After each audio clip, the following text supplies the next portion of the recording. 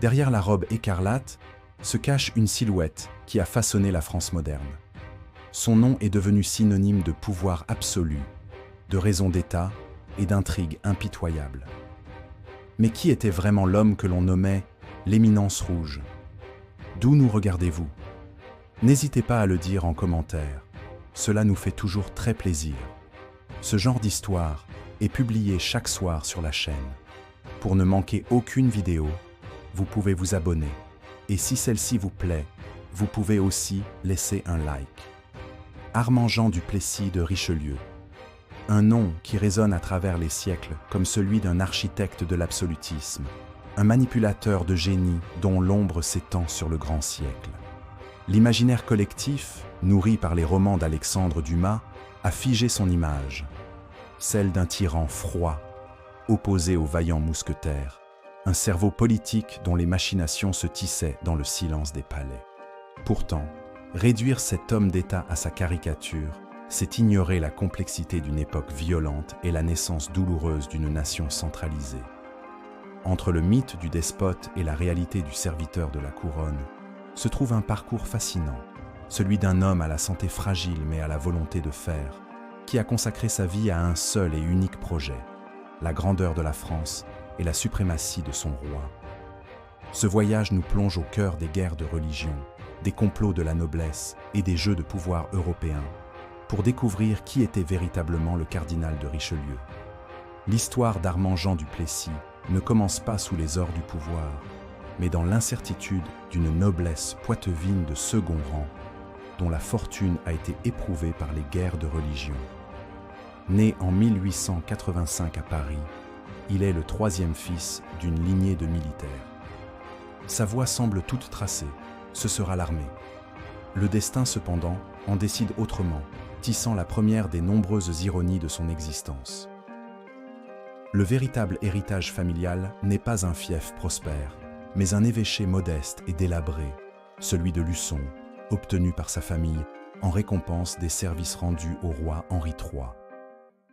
C'est son frère aîné, Alphonse, qui est destiné à cette charge ecclésiastique. Le jeune Armand, lui, se prépare au métier des armes, étudiant à l'Académie de Pluvinel, où il apprend l'escrime, l'équitation et les arts de la guerre. Il y développe une discipline rigoureuse et un sens de la stratégie qui lui seront infiniment plus utiles dans les couloirs du Louvre que sur un champ de bataille. Mais un événement imprévu vient bouleverser ce plan de carrière. Son frère Alphonse, pris d'une crise de mysticisme et de scrupules, refuse la mitre épiscopale et choisit de se retirer dans un monastère de la Grande Chartreuse, un lieu de silence et de prière, à l'opposé du monde politique auquel l'évêché donnait accès. Pour la famille du Plessis, la situation est critique. Perdre l'évêché de Luçon signifierait perdre la principale source de revenus familiaux et une parcelle d'influence. C'est alors que tous les regards se tournent vers le jeune Armand. À seulement 21 ans, il doit abandonner ses ambitions militaires pour embrasser une carrière qu'il n'a jamais désirée. Ce sacrifice apparent est en réalité sa première grande manœuvre. Il aborde cette nouvelle mission avec le même pragmatisme et la même détermination qu'il aurait mis à commander un régiment. Il se plonge dans les études de théologie avec une ardeur féroce, non par vocation spirituelle profonde, mais par pure nécessité stratégique. Il doit maîtriser les dogmes, la rhétorique et le droit canon pour être un évêque crédible. Son intelligence vive et sa mémoire prodigieuse lui permettent d'assimiler en quelques mois ce que d'autres apprennent en des années. Mais un obstacle majeur se dresse, son âge. Il n'a pas les 23 ans requis par le droit canon pour être consacré évêque. Loin de se décourager, il décide de forcer le destin. Il entreprend un voyage à Rome pour plaider sa cause directement auprès du pape Paul V. Là, dans le cœur même de la puissance spirituelle de la chrétienté, le jeune homme déploie pour la première fois ses talents de diplomate et de séducteur. D'après des témoignages ultérieurs, il aurait impressionné la curie romaine par son érudition et son assurance. Il aurait même menti sur son âge pour obtenir la dispense papale, avant de confesser sa tromperie une fois la nomination acquise. demandant l'absolution avec une humilité calculée qui aurait charmé le souverain pontife. Mythe ou réalité, cet épisode romain révèle un trait fondamental de son caractère, une ambition sans limite, servie par une intelligence tactique et une absence totale de scrupules lorsque l'objectif l'exige. Il obtient sa consécration et retourne en France, non plus comme un simple soldat, mais comme Monseigneur de Luçon, le plus jeune évêque du royaume. Son diocèse est l'un des plus pauvres et des plus misérables de France, ravagé par des décennies de conflits religieux entre catholiques et protestants. Le Marais poitevin est une terre de misère, de maladie et de division profonde. Pour un autre, ce poste aurait été un exil, une impasse. Pour Richelieu, c'est un laboratoire. Il y apprend à administrer, à réformer, à négocier et surtout à imposer son autorité. Il rédige des ouvrages de catéchisme, réforme son clergé avec une poigne de fer et se fait remarquer comme l'un des premiers évêques à appliquer rigoureusement les préceptes du Concile de Trente. Il ne se contente pas de gérer son diocèse. Il l'observe comme un microcosme du royaume de France, avec ses fractures, ses factions et son besoin criant d'ordre et d'autorité. C'est à Luçon, dans la boue et la pauvreté, qu'il forge sa vision politique. Un État fort, unifié et débarrassé des divisions intestines qui l'affaiblissent. Il comprend que la religion peut être un instrument de pouvoir et que l'ordre spirituel est le reflet de l'ordre temporel. Son ambition ne s'est pas éteinte avec l'uniforme militaire. Elle a simplement changé de vêtements, troquant le cuir pour la soutane, mais gardant la même soif de gravir les échelons. Luçon n'est qu'une étape, une antichambre du pouvoir. Il attend son heure patiemment, tout en se construisant une réputation d'administrateur efficace et d'intellectuel brillant. Un homme dont on commence à murmurer le nom dans les cercles influents de la capitale. L'assassinat du roi Henri IV par Ravaillac plonge le royaume de France dans une période de profonde instabilité. Le nouveau roi, Louis XIII, n'est qu'un enfant, et le pouvoir réel est exercé par sa mère, la régente Marie de Médicis. La haute noblesse, longtemps tenue en respect par la poigne du défunt roi, voit dans cette régence une occasion inespérée de retrouver ses privilèges et de contester l'autorité royale. Le trésor est pillé par les grands du royaume, qui monnaient leur loyauté contre des pensions et des titres. Le royaume gronde, les tensions religieuses refont surface, et la politique pro-espagnole de la régente, symbolisée par le projet de mariage de Louis XIII avec l'infante d'Espagne, Anne d'Autriche, suscite une vive opposition. C'est dans ce climat de crise que sont convoqués les États généraux du royaume, une assemblée réunissant les représentants des trois ordres, le clergé, la noblesse et le tiers-État. Pour l'évêque de Luçon, Armand de Richelieu, cette convocation est l'opportunité qu'il attendait. Élu député du clergé pour le Poitou, il quitte son diocèse provincial pour la scène parisienne. Il n'est alors qu'un personnage secondaire, un prélat parmi tant d'autres. Mais il a préparé son entrée avec un soin méticuleux. Durant les longs mois de débat, il reste largement en retrait, observant, écoutant, analysant les jeux de pouvoir et les rivalités qui animent l'Assemblée. Il se lie discrètement à des figures influentes, notamment au sein du parti dévot, qui prône une alliance solide avec les puissances catholiques. Il se fait remarquer par la clarté de ses interventions et la force de sa logique.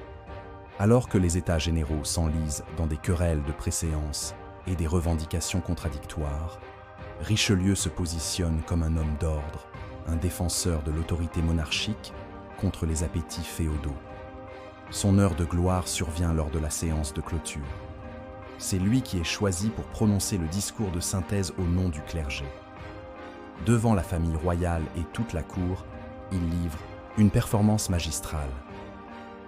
Son discours, longuement mûri, n'est pas seulement un résumé des doléances de son ordre, c'est un véritable programme politique. Il y dénonce la vénalité des offices, le désordre des finances et l'insubordination des grands. Mais surtout, il flatte habilement la reine-mère, Marie de Médicis, la présentant comme la garante de la stabilité du royaume. il se fait le champion d'un pouvoir royal fort, seul capable de mettre fin aux divisions qui menacent de déchirer la France.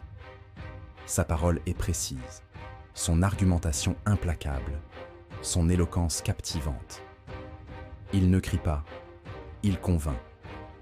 Cet homme, que personne n'attendait, vient de s'imposer comme l'une des voix les plus prometteuses de sa génération. Sa prestation ne passe pas inaperçue. Marie de Médicis, constamment en butte à l'arrogance des princes, est séduite par ce jeune évêque intelligent et dévoué à la cause royale. Plus important encore, il a attiré l'attention de l'homme le plus puissant de la Régence, Concino Concini, maréchal d'Ancre et favori de la reine.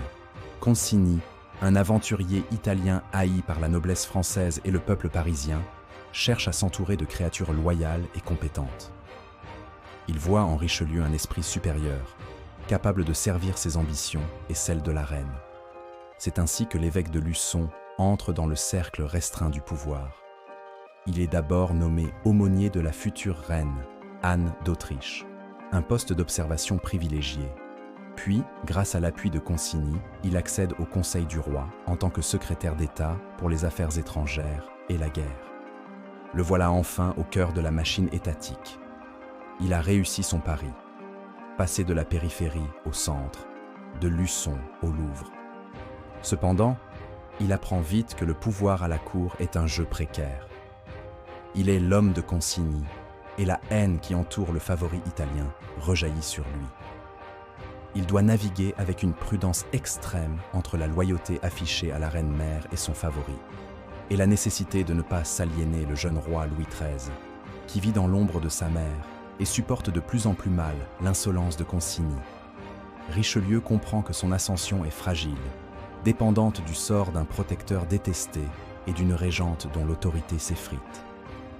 Il utilise cette période pour apprendre les rouages du gouvernement, pour tisser son réseau et pour observer les faiblesses de ses adversaires et de ses alliés. Il se montre travailleur, discret et efficace, se gardant bien de faire de l'ombre à ses maîtres.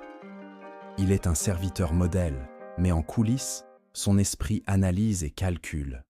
Il sait que le pouvoir de Concini est un colosse aux pieds d'argile et que sa propre fortune est liée à sa capacité à survivre à la chute inévitable de son protecteur. Le règne de Concino Concini et de sa femme, Leonora Galigai, s'achève dans le sang et la fureur.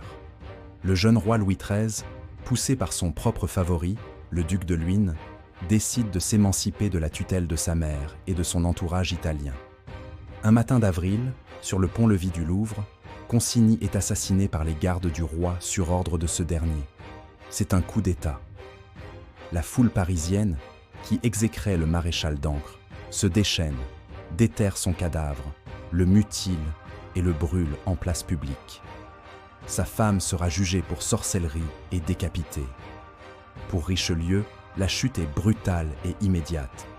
En tant que créature de Concini et homme de confiance de la reine-mère, il est instantanément balayé par la vague de ce changement de pouvoir. Son ascension fulgurante se transforme en une disgrâce spectaculaire. Il est démis de ses fonctions de secrétaire d'État et reçoit l'ordre de se retirer de la cour. C'est le début de sa première grande épreuve, une longue traversée du désert qui va tester sa résilience et affiner sa stratégie politique. Il accompagne d'abord Marie de Médicis dans son exil au château de Blois. La reine-mère, privée de tout pouvoir, est désormais une prisonnière de luxe. Richelieu, à ses côtés, tente de la conseiller, mais il est lui-même suspect aux yeux du nouveau pouvoir en place, mené par le duc de Luynes. On le soupçonne de nourrir les rancœurs de la reine déchue et d'encourager ses velléités de rébellion. La méfiance du roi à son égard est totale. Louis XIII n'a pas oublié que l'évêque de Luçon était l'un des piliers du régime qu'il vient de renverser. Pour l'éloigner davantage, on lui ordonne de retourner dans son diocèse de Luçon. C'est une humiliation profonde. Retourner dans ce marécage poitevin, après avoir goûté aux affaires de l'État, est un exil intérieur. Il obéit, comprenant que toute résistance frontale serait suicidaire. Il se replonge dans l'administration de son diocèse et dans l'écriture. Durant cette période d'isolement forcé, il rédige des ouvrages de controverses religieuses et une défense de sa brève action au gouvernement. Il ne reste pas inactif. Il entretient une correspondance secrète, maintient ses réseaux, et surtout, il réfléchit. Cet exil est pour lui une période d'intense maturation politique. Il analyse les erreurs qui ont conduit à la chute de Consigny, l'arrogance, l'avidité et surtout le mépris affiché pour le roi légitime. Il comprend une leçon fondamentale qui guidera toute sa carrière future. Le pouvoir ne peut être durable que s'il émane directement du monarque et s'il est exercé en son nom. Le favori ne doit jamais paraître plus grand que le maître. Mais sa situation s'aggrave encore. Le roi et Luynes, toujours méfiants, le jugent encore trop proche de Marie de Médicis. Il l'exile plus loin encore, à Avignon, qui est alors un territoire pontifical. C'est le point le plus bas de sa carrière. Isolé, surveillé, sans aucune perspective de retour en grâce, beaucoup l'auraient cru fini. Il est physiquement malade, souffrant de migraines terribles et de fièvres qui le laisseront affaibli pour le reste de sa vie. Pourtant, même au fond de l'abîme, son esprit ne désarme pas. Il sait que la situation politique est instable. Marie de Médicis, de son côté, ne supporte pas sa captivité. Elle s'évade du château de Blois dans des conditions rocambolesques, avec l'aide du duc d'Épernon, un grand seigneur rebelle. La reine-mère lève une armée, et la France se retrouve au bord de la guerre civile, la mère dressée contre le fils. C'est alors que le nom de Richelieu refait surface. Le duc de Luynes, incapable de résoudre la crise par la seule force, réalise que personne n'a plus d'influence sur l'esprit de Marie de Médicis que son ancien conseiller, l'évêque de Luçon. Paradoxalement, c'est sa disgrâce et sa loyauté passée envers la reine-mère qui font de lui l'homme de la situation. On le rappelle d'Avignon. C'est un retournement de situation spectaculaire. L'exilé d'hier devient le médiateur indispensable de demain. Richelieu saisit cette chance avec une habileté consommée. Il ne se précipite pas. Il joue le rôle du serviteur loyal, uniquement préoccupé par la paix du royaume et la réconciliation familiale. Le retour de Richelieu sur la scène politique se fait dans le rôle délicat de négociateur entre le roi Louis XIII et sa mère, Marie de Médicis. La situation est explosive. La reine-mère, soutenue par une faction de grands nobles, a pris les armes, menaçant de plonger le royaume dans une nouvelle guerre civile. Richelieu est l'un des rares hommes capables de dialoguer avec les deux camps. Pour le roi et son favori Luynes, il est l'instrument qui peut ramener Marie de Médicis à la raison. Pour la reine-mère, il est son conseiller le plus fiable, celui qui peut défendre ses intérêts face à son fils. Richelieu va jouer de cette position unique, avec une maestria diplomatique. Il navigue entre les deux cours, celle du roi à Paris et celle, rebelle, de sa mère en Anjou. Il apaise les colères, déjoue les intrigues des partisans de la guerre et prêche la modération. Il parvient à négocier un premier accord, le traité d'Angoulême, qui offre à la reine-mère le gouvernement de l'Anjou en échange de sa soumission. C'est une victoire personnelle pour Richelieu, qui a prouvé son indispensabilité. Cependant, la paix est fragile. Les nobles qui entourent Marie de Médicis la poussent à nouveau à la confrontation, espérant en tirer des bénéfices personnels. La guerre reprend. L'armée royale, commandée par le roi lui-même, marche contre les troupes de sa mère. La confrontation décisive a lieu au pont de Cé. La bataille est brève et tourne rapidement à l'avantage écrasant des forces royales. C'est une déroute pour le parti de la reine-mère, une défaite militaire humiliante que l'on qualifiera avec ironie de drôlerie des ponts de Cé. Richelieu, qui se trouve dans le camp des vaincus, aurait pu être emporté par cette débâcle. Mais il transforme ce désastre en une nouvelle opportunité. Au lieu de fuir, il se présente comme l'artisan de la paix finale. C'est lui qui rédige les termes du traité d'Angers, qui scelle la réconciliation définitive. Il parvient à obtenir des conditions honorables pour Marie de Médicis, tout en s'assurant de la victoire totale de l'autorité royale. Agissant ainsi, il sert les deux parties. Il sauve la reine-mère d'une humiliation complète et sert le roi en mettant fin à la rébellion. Louis XIII, malgré sa méfiance persistante, ne peut qu'être impressionné par l'efficacité de cet homme qui a su éteindre un incendie qui menaçait d'embraser le royaume. La reine-mère, reconnaissante, lui fait une promesse solennelle. Elle ne cessera d'œuvrer pour qu'il obtienne le chapeau de cardinal et qu'il entre au conseil du roi. Le cardinalat n'est pas pour Richelieu une simple distinction honorifique. C'est une arme politique essentielle. La pourpre cardinalis lui donnerait une préséance sur les princes et les ducs au conseil du roi, le protégeant des jalousies de la haute noblesse. De plus, en tant que prince de l'Église, il ne dépendrait plus uniquement de la faveur royale, mais aussi de celle de Rome, ce qui lui conférerait une stature internationale et une sécurité supplémentaire. La route vers le chapeau rouge est cependant semée d'embûches. Le duc de Luynes, devenu connétable de France, est au fait de sa puissance et voit en Richelieu un rival potentiel. Il bloque systématiquement les demandes faites à Rome. Richelieu doit patienter, rongeant son frein. Mais le destin, une fois de plus, vient à son secours. Luynes, lors d'une campagne militaire contre les protestants dans le sud-ouest, contracte la fièvre pourpre et meurt subitement. La disparition de son principal adversaire laisse le champ libre. Marie de Médicis, qui a retrouvé une partie de son influence à la cour, peut enfin tenir sa promesse. Elle use de tout son poids, et après de longues négociations avec le Saint-Siège, Armand Jean du Plessis de Richelieu est créé cardinal. La cérémonie officielle le voit recevoir la barrette des mains du roi. C'est un moment de triomphe. L'ancien exilé d'Avignon est désormais l'un des personnages les plus importants du royaume. Fort de son nouveau statut, il peut légitimement prétendre à un siège au conseil du roi. Louis XIII hésite encore. Le roi est un homme secret, méfiant, conscient de sa propre autorité et peu enclin à se laisser dominer. Il se souvient que Richelieu a été l'homme de sa mère et de Concini. Mais le royaume est de nouveau en proie au désordre. Après la mort de Luynes, aucun ministre n'a réussi à s'imposer. Les factions rivales se déchirent, la politique étrangère est incohérente, et la menace que font peser les protestants à l'intérieur et la maison des Habsbourg à l'extérieur ne cesse de grandir. Poussé par sa mère et reconnaissant la nécessité d'avoir un homme de cette envergure à ses côtés, Louis XIII finit par céder. Il nomme le cardinal de Richelieu à son conseil. Au début, Richelieu se montre prudent, se contentant d'observer et de donner son avis lorsqu'on le lui demande. Mais très vite, la supériorité de son intelligence, sa capacité de travail phénoménale et la clarté de sa vision politique éclipsent tous les autres conseillers. En quelques mois, il devient le chef de fait du Conseil, le principal ministre d'État.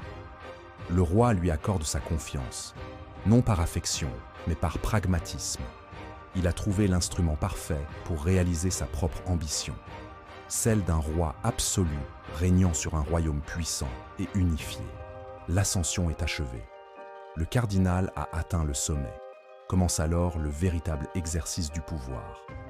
Une fois installé au sommet du pouvoir en tant que principal ministre, le cardinal de Richelieu déploie un programme politique d'une ambition et d'une cohérence rares, qu'il poursuivra avec une détermination implacable jusqu'à sa mort. Sa vision se résume en deux objectifs majeurs, qu'il expose lui-même au roi. Ruiner le parti huguenot, rabaisser l'orgueil des grands et relever le nom de la France dans les provinces étrangères. Ces trois axes constituent la colonne vertébrale de son action et le placent immédiatement en conflit avec toutes les forces centrifuges qui minent l'autorité de l'État. La première cible est la haute noblesse. Depuis des siècles, les grands seigneurs du royaume se considèrent comme les pères du roi, plutôt que comme ses sujets. Ils possèdent leurs propres armées, leurs forteresses, et n'hésitent pas à comploter et à prendre les armes contre le pouvoir central dès que leurs intérêts sont menacés. Pour Richelieu, cette arrogance féodale est un cancer qui ronge le corps politique de la France. Il décide de frapper les esprits par des exemples spectaculaires. L'une des premières mesures symboliques est l'édit interdisant les duels. Cette pratique, qui décime les rangs de la noblesse, est surtout pour Richelieu le symbole d'une justice privée qui défie le monopole de la violence légitime de l'État. Lorsque le comte de Montmorency-Bouteville, l'un des plus grands noms du royaume, brave l'édit en se battant en plein jour sur la place royale à Paris, Richelieu refuse toute clémence. Malgré les supplications de toute la cour et même de la famille royale, il exige une application stricte de la loi. Bouteville est jugé et décapité. L'exécution provoque un choc immense. Pour la première fois, un grand seigneur paie de sa vie un acte considéré jusqu'alors comme un privilège de sa caste. Le message est clair. Nul n'est au-dessus de la loi du roi. Mais la véritable épreuve du feu pour Richelieu vient des complots qui se nouent dans l'ombre même de la cour. Le premier d'entre eux est la conspiration de Chalais. Le frère du roi, Gaston d'Orléans, héritier présomptif du trône, est un jeune homme faible et versatile, constamment manipulé par des cercles de nobles qui rêvent de renverser le cardinal. Un complot étourdi, visant, selon certaines sources, à assassiner Richelieu et peut-être même à déposer le roi au profit de son frère. La conspiration est découverte. Richelieu mène l'enquête avec une froide efficacité. Il démantèle le réseau et, plutôt que de s'attaquer directement aux frères du roi, dont le sang royal le protège, il choisit de faire un exemple du principal exécutant, le jeune comte de Chalais. Le procès est expéditif. Chalais est condamné à mort. Son exécution, particulièrement atroce en raison de l'inexpérience du bourreau, est un avertissement terrifiant lancé à tous ceux qui seraient tentés de défier l'autorité du ministre. Richelieu instaure un climat de surveillance et de peur. Il développe un vaste réseau d'espions et d'informateurs qui lui permet de connaître les secrets de la cour et des ambassades étrangères. Il utilise une justice d'exception avec des commissions spéciales nommées par le roi pour juger les crimes de lèse-majesté, contournant ainsi les parlements, qu'il juge trop lents et trop indulgents. Ses ennemis le dépeignent comme un tyran sanguinaire, le âme damnée du roi.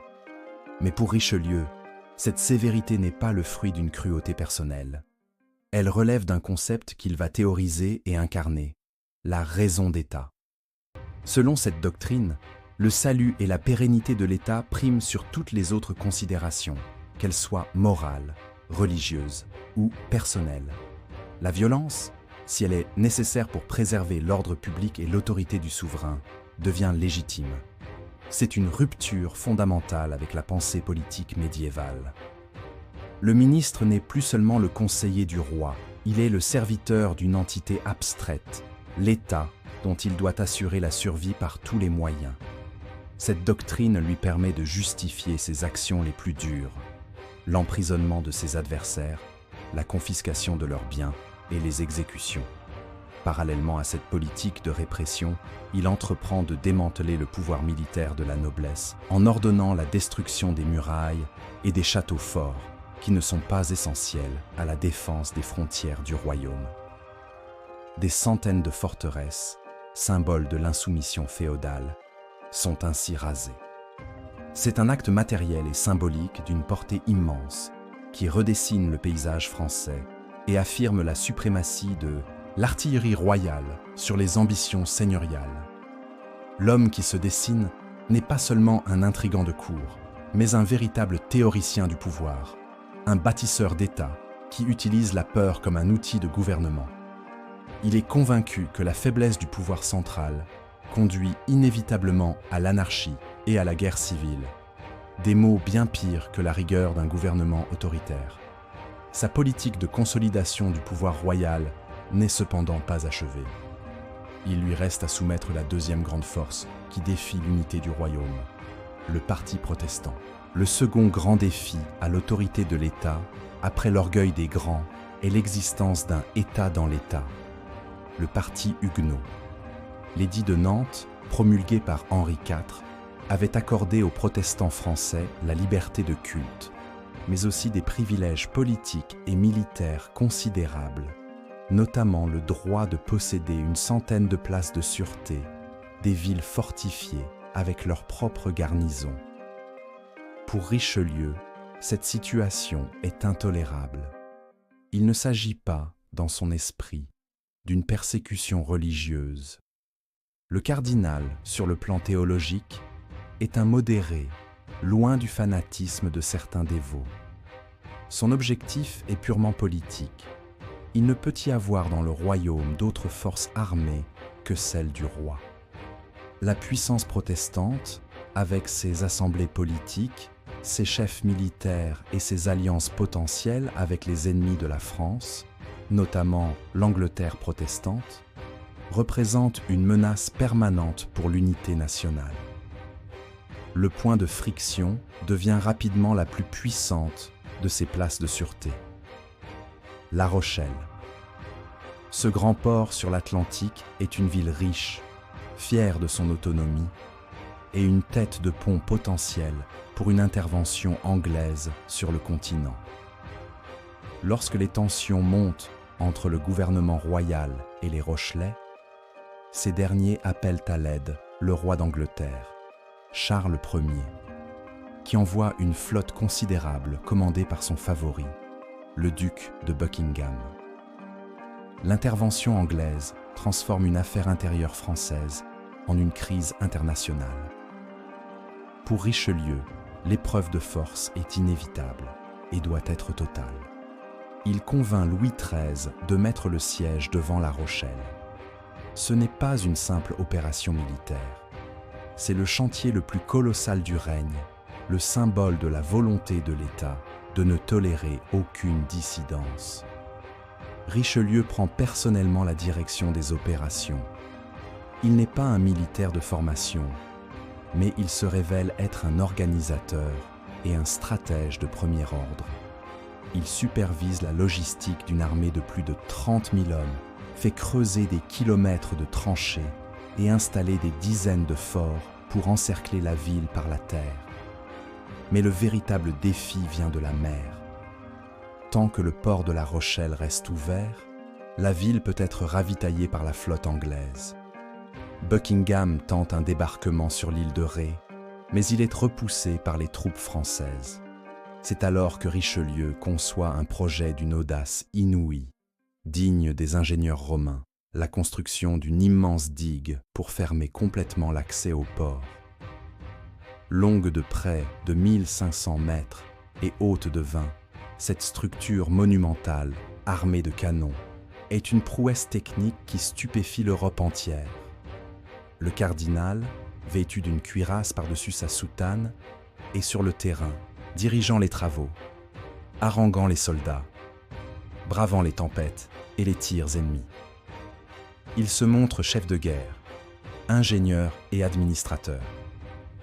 Le siège dure plus d'1 an. De l'automne 1627 à l'automne 1628. À l'intérieur de La Rochelle, la situation devient effroyable. La famine s'installe, terrible, inexorable. Les habitants mangent les chiens, les chats, les rats, puis le cuir de leurs chaussures. Les tentatives de la flotte anglaise pour forcer la digue et secourir la ville échouent les unes après les autres. La résistance des Rochelais, menée par leur maire Jean Guiton, est héroïque mais désespérée. La population passe de près de 28 000 habitants à seulement 5 000. Richelieu, informé par ses espions de la situation apocalyptique dans la cité, reste inflexible. Il ne s'agit pas de cruauté gratuite, mais de la froide logique de la raison d'État. La ville doit tomber et sa chute doit servir d'exemple. Finalement, à bout de force, La Rochelle capitule. Le roi et le cardinal y font leur entrée. La victoire est totale. Mais Richelieu fait preuve d'une surprenante modération dans la victoire. Il n'y a pas de massacre ni de persécution de masse. Par l'édit de grâce d'Alès qui suit, il confirme la liberté de culte accordée par l'édit de Nantes. Mais il supprime tous les privilèges politiques et militaires des protestants. Leurs places de sûreté sont démantelées. Le parti huguenot cesse d'exister en tant que force politique et militaire. Les protestants ne sont plus que des sujets du roi, égaux aux catholiques devant la loi, mais privés de tout pouvoir de nuisance. La chute de La Rochelle est une étape décisive dans la construction de l'absolutisme. Elle a démontré la puissance de l'État royal, sa capacité à mobiliser des ressources immenses et sa détermination à briser toute résistance. Pour Richelieu, c'est un triomphe personnel qui assoit définitivement son autorité.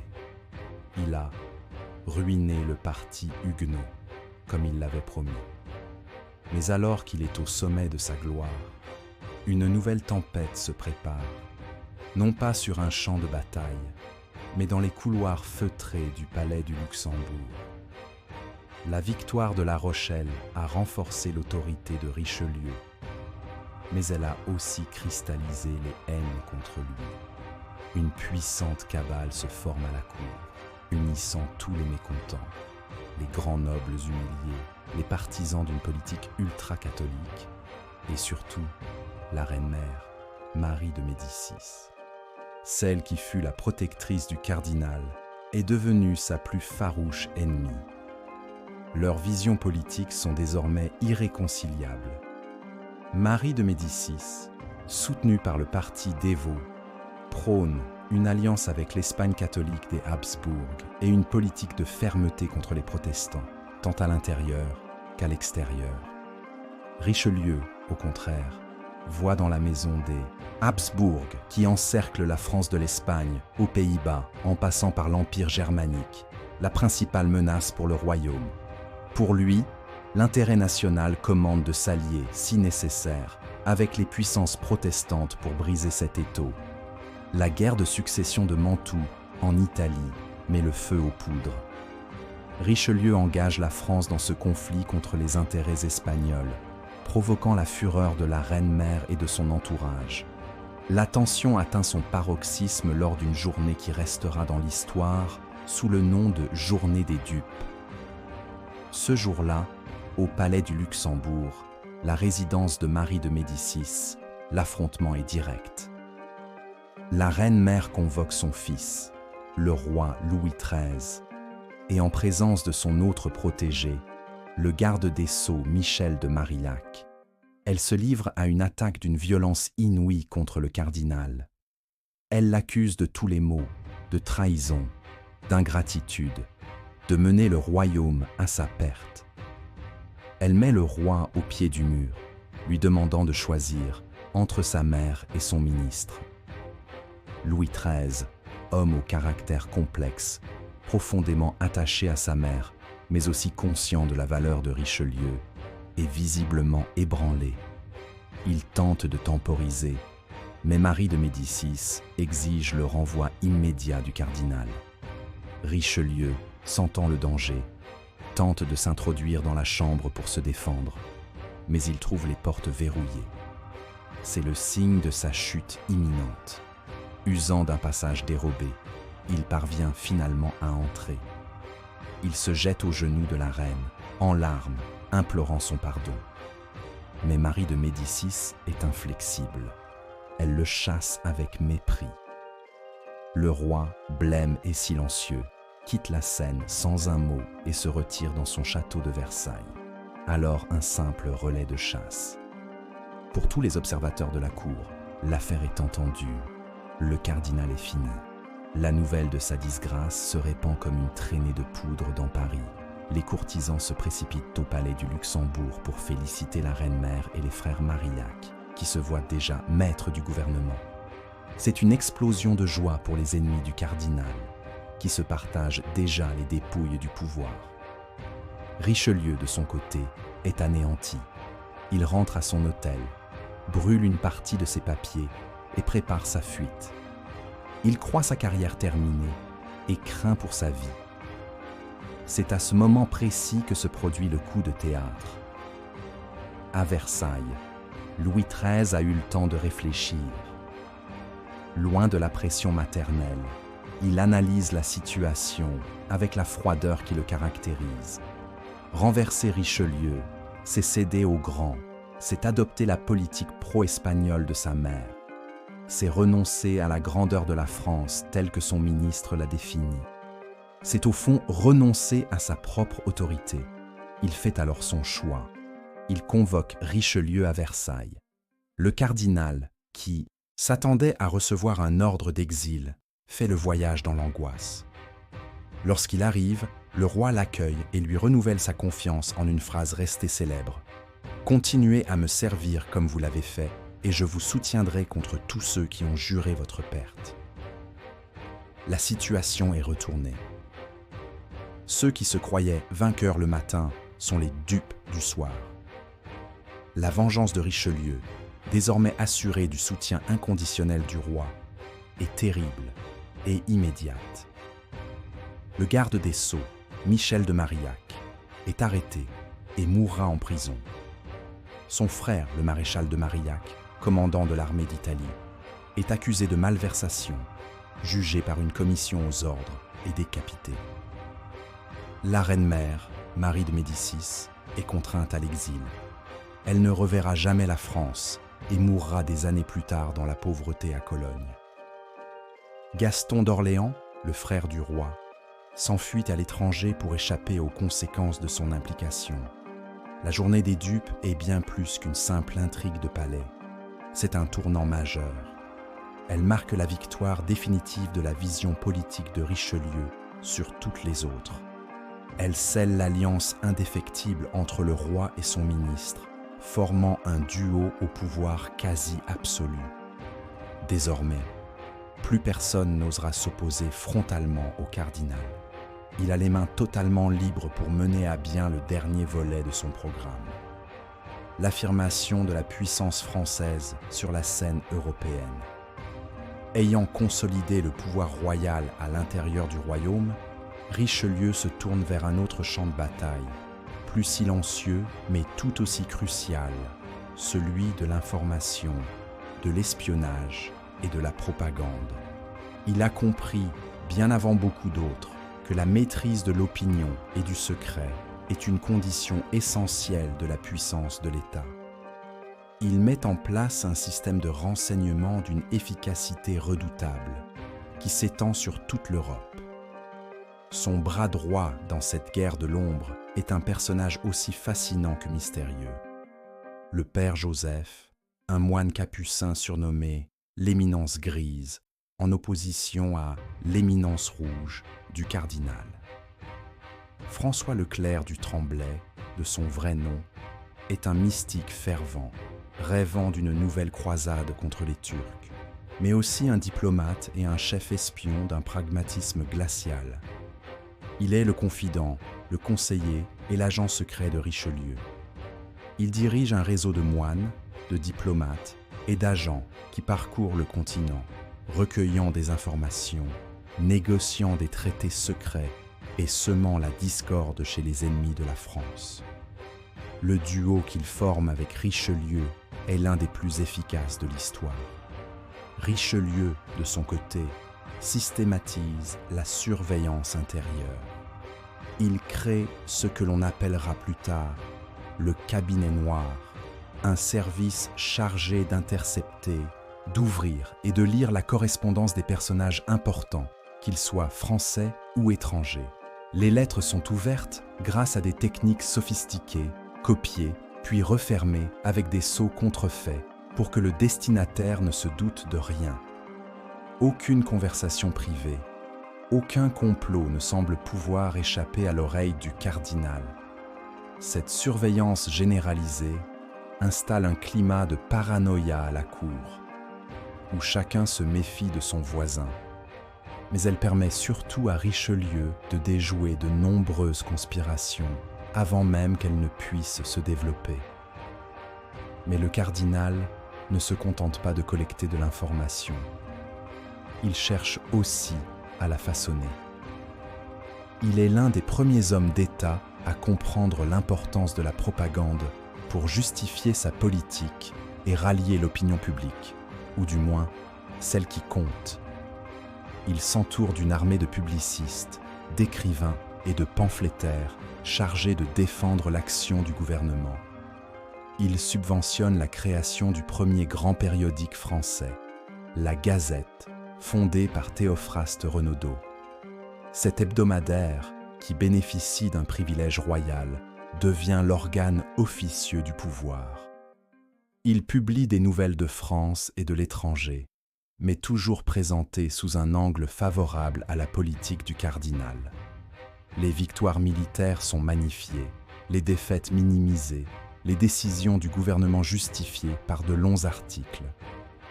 C'est la naissance d'une forme de communication politique moderne. Richelieu va encore plus loin dans sa volonté de contrôler les esprits. Il fonde en 1635 l'Académie française. L'objectif officiel est de nettoyer la langue des ordures qu'elle a contractées et de lui donner des règles fixes pour la rendre pure et éloquente. Mais l'ambition politique est évidente. En contrôlant la langue à travers un dictionnaire et une grammaire, le pouvoir contrôle l'instrument même de la pensée. L'Académie, composée de 40 membres choisis pour leur talent littéraire, mais aussi pour leur loyauté, devient une institution au service de la gloire de la monarchie. Sa première grande tâche, imposée par Richelieu, est de critiquer le Cid de Corneille, une pièce au succès immense, mais dont l'exaltation de l'honneur individuel face à la raison d'État déplaisait au cardinal. L'épisode, connu comme la querelle du Cid, montre jusqu'où Richelieu est prêt à aller pour imposer une discipline intellectuelle et artistique conforme à sa vision politique. Il est également un mécène fastueux, mais son mécénat est toujours politique. Il fait construire le palais cardinal, l'actuel palais royal, un somptueux édifice qui rivalise avec le Louvre, doté du premier théâtre permanent de Paris. Il commande des œuvres d'art, des peintures et des sculptures qui célèbrent la gloire du roi et de son règne. L'art n'est pas un simple divertissement, il est un instrument de majesté, un moyen de projeter une image de puissance et de raffinement. À travers ces différentes actions, Richelieu tisse une toile complexe qui enserre la société française. Il contrôle les corps par la force et la justice, et les esprits par l'information et la culture. Cet État moderne qu'il construit est un État centralisé, mais aussi un État de surveillance et de communication, où rien n'est laissé au hasard. L'image de l'araignée rouge au centre de sa toile, manipulant tous les fils, prend alors tout son sens. Il a pacifié le royaume, mais au prix d'un contrôle social et intellectuel sans précédent. Le dernier et le plus grand projet de Richelieu est de relever le nom de la France dans les provinces étrangères. Au début de son ministère, la France est une puissance de second rang en Europe, affaiblie par des décennies de guerre civile et encerclée par les possessions de la maison des Habsbourg. Les Habsbourg règnent à la fois sur l'Espagne, avec ses immenses colonies, le Portugal, le sud de l'Italie et les Pays-Bas, et sur le Saint-Empire romain germanique. C'est un empire sur lequel le soleil ne se couche jamais, une superpuissance catholique qui menace d'établir son hégémonie sur tout le continent. Pour Richelieu, briser cet encerclement est une question de survie pour la France. C'est l'objectif suprême de sa politique étrangère, celui auquel il subordonnera tout le reste. Pour y parvenir, il va devoir mener une politique d'une audace et d'un cynisme qui vont scandaliser une partie de l'Europe catholique. Le grand conflit qui déchire le continent à cette époque est la guerre de 30 ans. Déclenchée à l'origine comme un conflit religieux et politique en Bohême, elle a dégénéré en une guerre pan-européenne d'une brutalité inouïe, opposant principalement les princes protestants de l'Empire, soutenus par des puissances comme le Danemark et la Suède, au camp catholique mené par l'empereur Habsbourg et son cousin, le roi d'Espagne. La logique, pour une France catholique dirigée par un cardinal, aurait été de soutenir le camp de l'empereur. C'est ce que réclame à corps et à cri le parti dévot à la cour. Mais Richelieu, fidèle à sa doctrine de la raison d'État, voit les choses différemment. Une victoire totale des Habsbourg signifierait l'asservissement de l'Europe et la marginalisation définitive de la France. L'intérêt de l'État français commande donc de soutenir le camp adverse. Durant la première partie de son ministère, Richelieu mène ce qu'on appelle une guerre couverte. La France n'intervient pas directement, mais elle finance généreusement les ennemis des Habsbourg. Elle subventionne les armées des princes protestants allemands.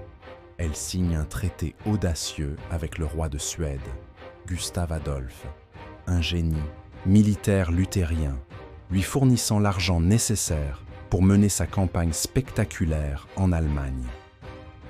Un cardinal de l'Église romaine finançant les armées des hérétiques contre l'empereur catholique. Le scandale est immense.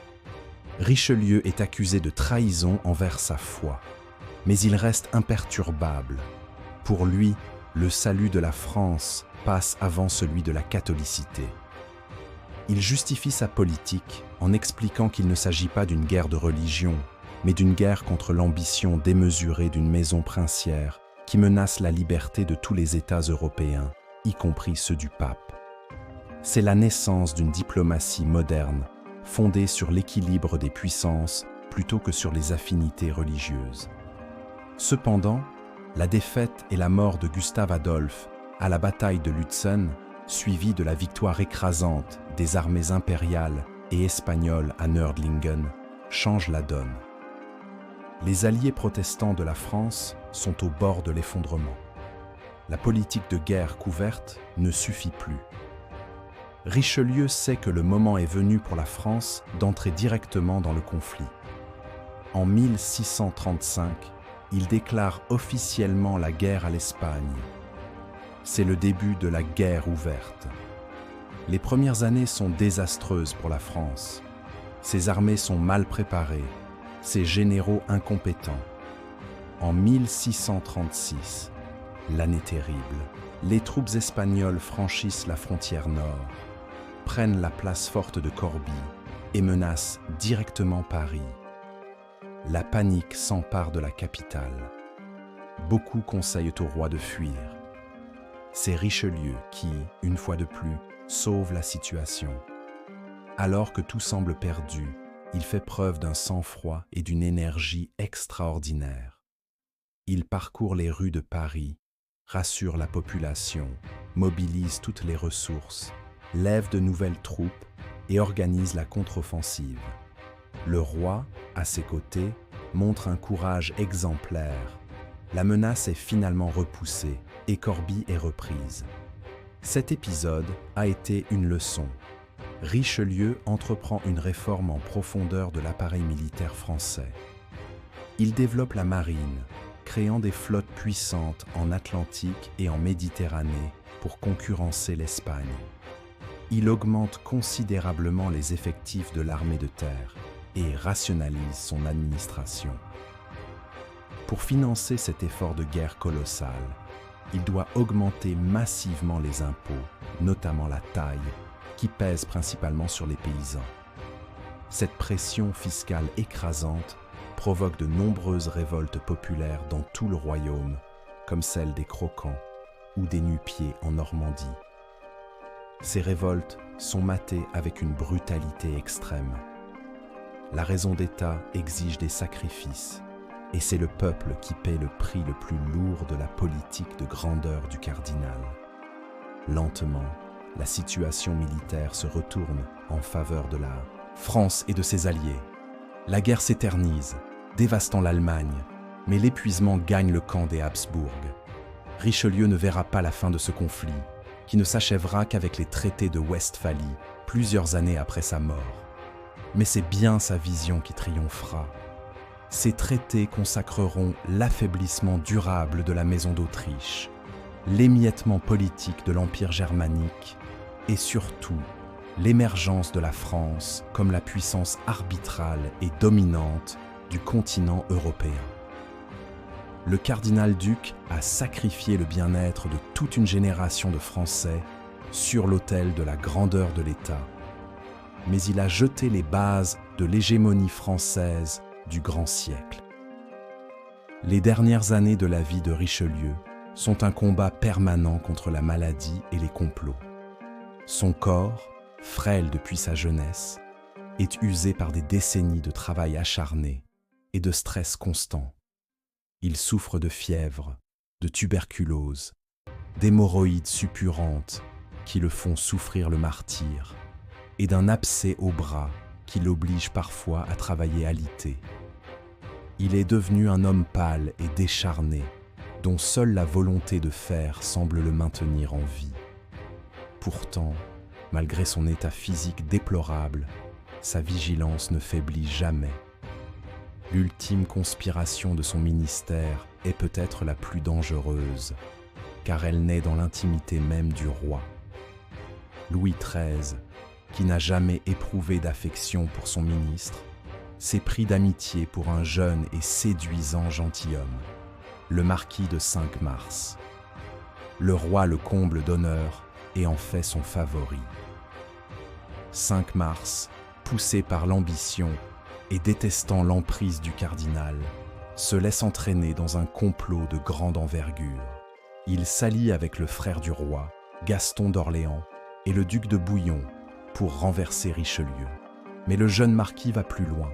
Il négocie un traité secret avec l'Espagne, l'ennemi en pleine guerre, prévoyant une aide militaire pour sa rébellion en échange de concessions territoriales.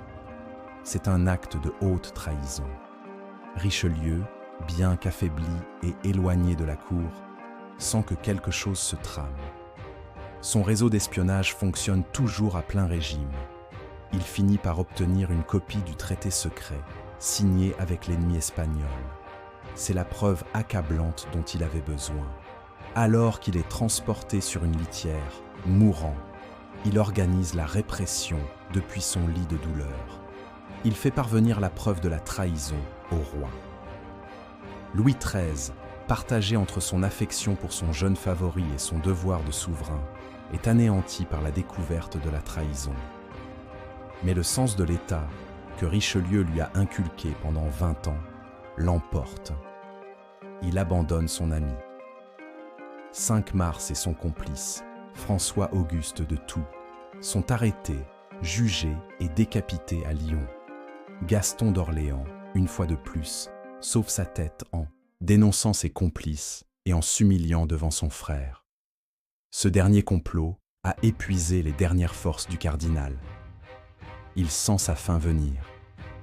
Il se fait ramener à Paris dans un convoi funèbre avant l'heure, transporté dans une immense chambre portée par des gardes qui doivent parfois abattre les murs des maisons pour laisser passer son lit. Il rédige son testament politique, un texte dans lequel il résume les grands principes qui ont guidé son action et qu'il lègue au roi et à son successeur. Il a une dernière entrevue avec Louis XIII, un adieu sobre et digne entre deux hommes qui ne s'aimaient pas, mais qui se respectaient et avaient travaillé ensemble à une œuvre commune.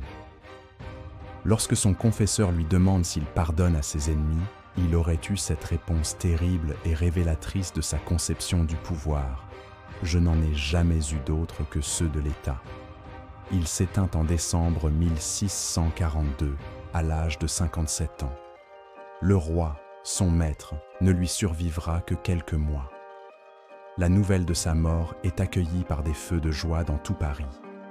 Le peuple, écrasé d'impôts, et la noblesse, matée par sa justice implacable, célèbre la disparition de celui qu'il considérait comme un tyran. Mais Richelieu a déjà préparé sa succession. Il a recommandé au roi son plus proche collaborateur, un cardinal italien nommé Jules Mazarin, pour lui succéder. Mazarin poursuivra son œuvre et mènera la France à la victoire finale dans la guerre de 30 ans.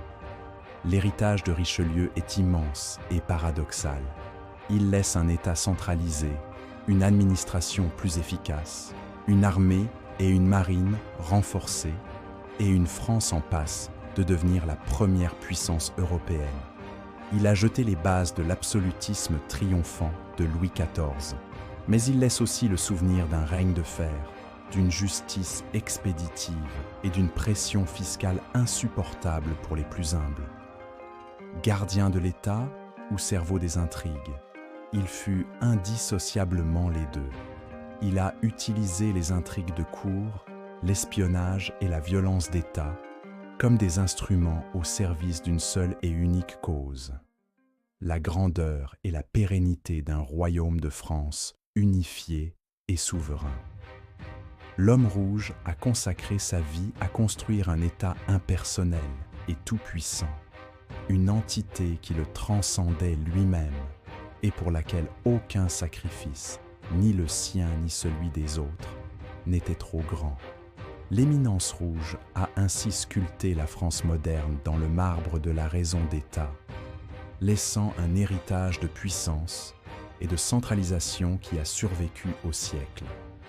Son nom demeure le symbole d'un pouvoir où la fin justifie les moyens, au service exclusif de la nation. Quelle histoire souhaitez-vous voir ensuite? Si cette vidéo vous a plu, n'hésitez pas à laisser un like, à vous abonner pour ne rien manquer, à commenter et à partager. Votre soutien est notre plus grande récompense.